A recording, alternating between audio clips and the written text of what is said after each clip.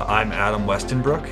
And I'm Breanna Westenbrook. We have 3 kids, Carson, Deacon, and Emery. Emery was just born in July, so our family is growing. I grew up in a Christian home down south in Chino, California, and moved up here in 2010 and love Bakersfield. So we got married in October 2013, and then in November we made the decision to become members here at Valley. We attend the Olive Drive campus. Sometimes we go to 8, sometimes we go to the 11. I grew up in a church that's around the same size as the Olive Drive campus, so it felt a lot more like home, a smaller community, faces you recognize all the time. It was also a great opportunity to get plugged in the worship band and doing things like that. So we have been going there since the beginning, and we have just loved watching that campus grow.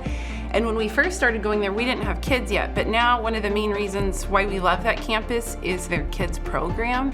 The teachers there are all volunteers who love our kids so much. I have really gotten to know Miss Heidi really well, and how much she loves my kids week in and week out, and how well she prays over our kids and how well she prays over everybody who steps foot on that campus. When we first became members, one of the pastors sat down with us before I got baptized and said, now the next step that you need to do is get plugged into a life group. It's one thing to come to church regularly, but if you just leave afterwards, you're like a Secret Service Christian. And I feel like that's what really pushed us into getting plugged into a life group, is because we want to be surrounded by people who can hold us accountable and who notice if we're missing. Also, the coming up alongside you when you're in need. Like, we just had Emery, and it was just chaos around our house for a few weeks, and our life group really stepped up and helped us out.